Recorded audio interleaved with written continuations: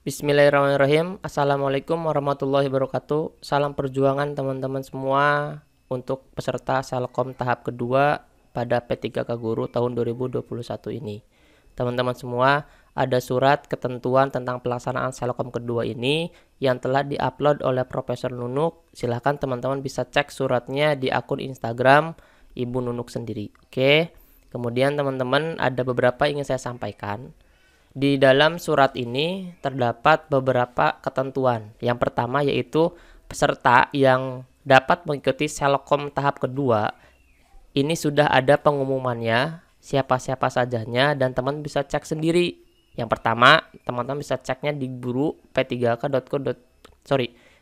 p3k.kemdikbud.go.id, atau teman-teman bisa juga cek di SSCASN di akunnya teman-teman semua. Silakan login, kemudian teman-teman bisa cetak kartunya. Nanti di kartu tersebut ada lokasi tempat ujian kompetensi teman-teman beserta dengan waktunya atau sesinya. Oke. Kemudian ada pertanyaan lagi nih. Peserta yang tidak terdapat keterangan lokasi dan waktu seleksi kompetensi tahap 2-nya bagaimana? Ternyata di sini sudah dinyatakan bahwa jika peserta yang tidak terdapat keterangan lokasi dan waktu seleksinya tidak dapat mengikuti atau belum dapat mengikuti seleksi kompetensi tahap 2. Kenapa? Karena disebabkan tidak terdapat formasi yang linier di instansi setempat sesuai dengan kewenangannya. Nanti teman-teman bisa coba lagi di tahap ketiga, atau bila teman-teman merasa belum yakin, tunggu sampai pencetakan itu selesai. Oke. Kapan mulai bisa mencetak kartunya? Ternyata peserta ujian bisa mencetak kartu sejak tanggal 2 Desember sampai dengan 5 Desember 2021. Cetak kartunya masuk ke SSCASN, akunnya teman-teman, langsung bisa di bagian akhir yaitu cetak kartu peserta. Kemudian nomor 4, banyak juga kan masuk ke DM kami atau ke WA group ya, teman-teman semua. Banyak sekali yang bertanya apakah harus rapid test lagi atau tes antigen lagi, atau bagaimana caranya kalau misalkan pas hari H-nya ternyata reaktif gitu kan. Nah, kemudian ada nih ketentuannya. Teman-teman bisa lihat di nomor 4, poin A. Melakukan sekurang-kurangnya rapid test antigen dengan hasil non reaktif ya, teman-teman ya. Atau negatif. Ya, oke. Yang dilakukan maksimal 1 hari sebelum mengikuti seleksi kompetensi. Jika teman-teman ternyata hari Rabu, berarti teman-teman bisa rapid testnya di H-1 dari hari Rabu, yaitu hari Selasa. Oke.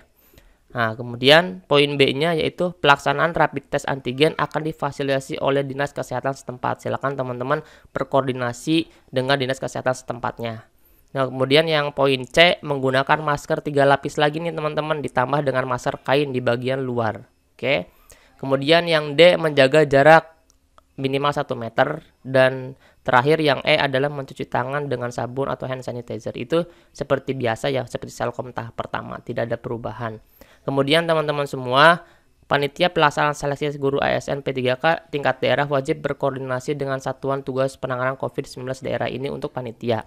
Untuk pesertanya, lihat lagi di poin-poin nomor 6, yaitu seleksi kompetensi akan dilaksanakan pada rentang tanggal 7 sampai dengan 10 Desember dalam 2 sesi. Jadi untuk Selkom kedua ini hanya 2 sesi. Oke. Nanti rincian durasinya akan saya sampaikan. Kemudian nomor 7, teman-teman, bagi peserta yang hadir ke lokasi TUK tanpa membawa dokumen asli, bukti rapid test dengan hasil non-reaktif atau negatif akan dipindahkan ke sesi susulan. Jadi teman-teman pas berangkat dicek lagi, harus dibawa nih hasil rapid test yang asli, bukan yang fotokopiannya. Oke, coba teman-teman di prepare dari sekarang yang akan dibawa apa saja. Yang pasti kartu peserta, kemudian dokumen pribadi seperti KTP, dan jangan lupa dokumen asli bukti rapid testnya ya, dan non reaktif ya teman-teman ya. Kemudian bagaimana sih teman-teman kalau misalkan pas hari H-nya itu ternyata reaktif atau positif? Nanti akan ada ketentuannya. Kita lanjut ke nomor 8. Bagi peserta yang hadir di lokasi lebih dari 7.15 waktu setempat pada sesi pertama dan pukul 13.15 waktu setempat pada sesi kedua, tidak dapat mengikuti ujian seleksi kompetensi tahap kedua. Nih teman-teman jangan sampai telat nih ya, karena durasinya teman-teman akan mengurangi durasi yang lain. Kalau misalkan panitia hanya menunggu kedatangan teman-teman, itu pun pasti nggak akan mungkin. Maka dari itu teman-teman harus prepare dari awal sesi pertama. Misalkan kedapatan jadwal itu udah sesi pertama, maka sesi pertama itu teman-teman harus pagi-pagi nih prepare-nya ya, jangan sampai telat. Ini telatnya sampai 15 menit atau 10 menit, itu tidak akan bisa dianulir oleh panitia setempat. Oke. Kemudian nomor 9, bagi peserta yang tidak hadir ke lokasi TUK pada sesi yang ditentukan karena alasan kesehatan nih. Ternyata pas udah rapid teman-teman itu reaktif atau positif COVID, atau misalkan sakit yang parah tidak bisa mengerjakan atau melahirkan. Nah, bagaimana caranya kalau seperti itu? Ternyata karena alasan seperti itu bisa mengabari lokasi TUK dengan menyertakan alasan dan bukti. Oke, kalau misalkan ternyata dia positif, ternyata dia harus menyertakan hasil daripada rapid testnya itu. Oke, kemudian selanjutnya pengawas utama dan atau penanggung jawab lokasi memberikan rekomendasi untuk menentukan apakah peserta dapat mengikuti susulan. Oke, nanti itu dilakukan oleh panitia setempat. Proktor utama memasukkan data peserta yang melapor tersebut ke laman CAT UNBK. Kemudian nomor 10, jika teman-teman di ACC untuk bisa mengikuti susulan nanti karena sakit atau karena reaktif, kemudian susulan itu kapan dilaksanakannya? Ternyata susulan itu akan dilaksanakan pada hari Minggunya, tanggal 12 Desember 2021. Jadi pengumumannya nanti ada di guru p3k.kemdikbud.go.id. Teman-teman bisa cek juga di sini. Oke. Kemudian kapan untuk pelaksanaannya atau misalkan untuk mengeceknya? Teman-teman bisa mengecek pada tanggal 11 Desembernya, berarti H-1-nya. Oke.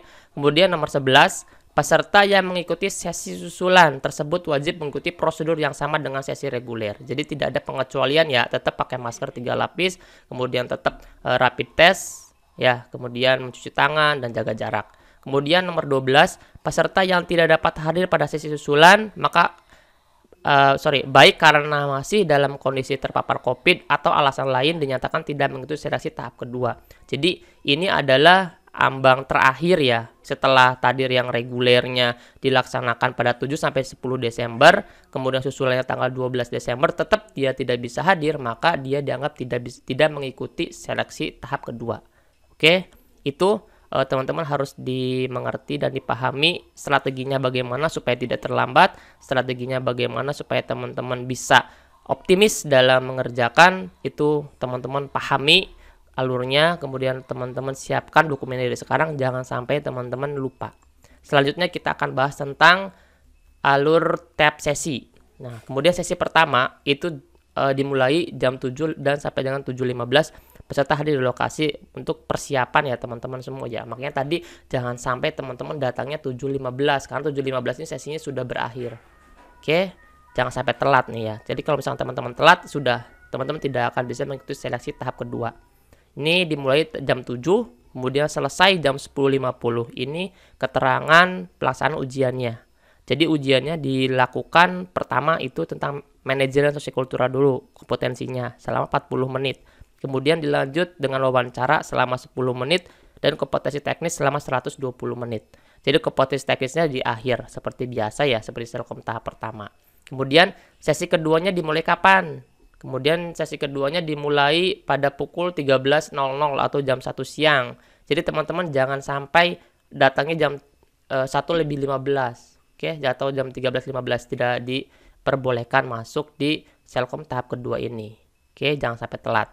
Kemudian sama dengan Selkom tahap pertama juga, atau di jadwal sesi pagi tahap 1, yang pertama itu adalah manajemen sosiokultural, ditambah lagi yang kedua yaitu wawancara, dan yang terakhir adalah kompetensi teknis. Sama-sama waktunya 40 menit, 10 menit, dan 120 menit. Jadi teman-teman harus prepare ya, jadwalnya hanya 2 sesi, dan sesi pertama itu dimulai jam 7, sesi kedua itu dimulai jam 1 siang, jadi jangan sampai teman-teman telat atau terlambat. Oke? Sukses semua, semoga lulus tahun ini. Assalamualaikum warahmatullahi wabarakatuh.